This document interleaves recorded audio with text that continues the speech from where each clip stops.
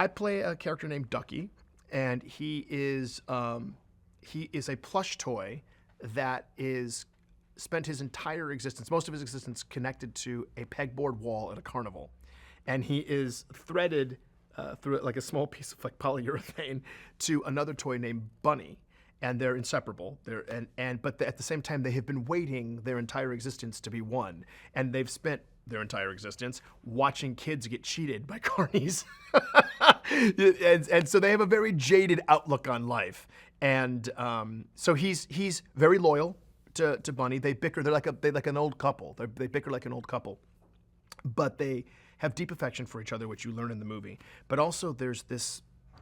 Every moment of their life is anticipatory. Everything is. Am I going to get one today? Is it? And oh no, it's and then and the other thing about the pegboard is that they're some of the only toys left on the pegboard. It's like they never. They're in the worst real estate, top right corner. And so it's like no one's looking up here at a little duck that was made in Taiwan. So I think he also has some self-esteem issues that he covers up with aggression. I'm part of a duo, and I play Ducky, and the other half of the duo is Bunny, who's played by Jordan Peele. So for those who don't know, we had a comedy show for 5 years called Key and Peele, and we are a comedy team like Abbott and Costello or Laurel and Hardy. And so the dynamic is very interesting. They're very similar in their outlook of the world. They just want to be owned by a kid, but the kid, they don't even have they don't have an opportunity they don't know what they could do to get their chances to be better. I mean, they're carnival toys, the ring toss, it's all fixed. Those games are fixed. And so it's just this existence where they're going, one day we'll be one, or when will we be one? And also the other thing that the one thing that they never talk about is if one of us is one and the other one isn't, then what happens? So so the dynamic is kind of like an old bickering couple. There's a lot of love there. There's a lot of loyalty there. They would do anything for the other one, but at the same time, they get on each other's nerves. You would too if you were connected to another being for your entire existence. I think it's a very helpful message that we learn from Bo Peep, which is that she's made a life for herself. It's not an orthodox life. It's not a traditional life, and yet she's fulfilled. And once Woody and her stumble across each other's paths again, I think Woody starts to see that you could live an untraditional life as a toy. You could be a toy that's out in the middle of a field and gets played with once every 3 weeks. You could be a toy that's perfectly fine.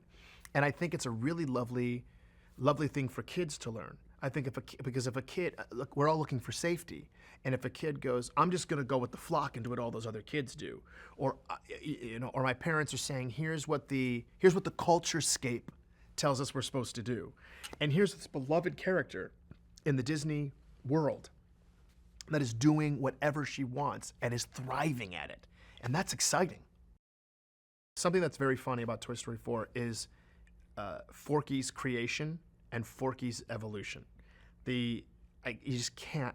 I was in a small screening room with 9 people, 6 of which I was related to, and 2 of which are under the age of 10.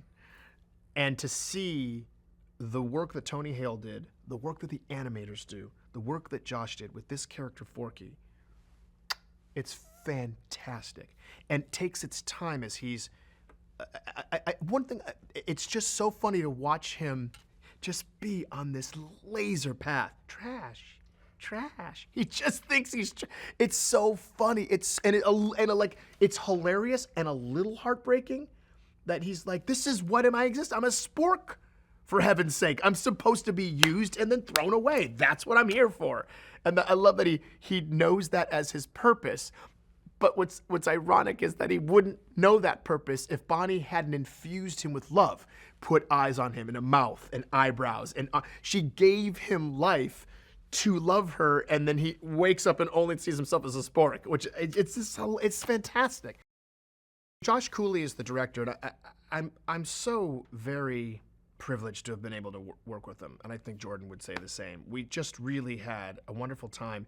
He was sometimes the best thing with the director is when they're open to collaboration and they're willing to put their ego aside for a part of their vision. Now, I think in regard to this film, in regard to Josh's vision, it was what about our protagonist haven't we explored yet? What about Woody have we not explored yet? And I think that without ruining anything, he's really come up with a fantastic idea, which is that I think even Woody, in a way, he doesn't know that he's going through an existential crisis. It's fun that I feel like it's subconsciously happening to him.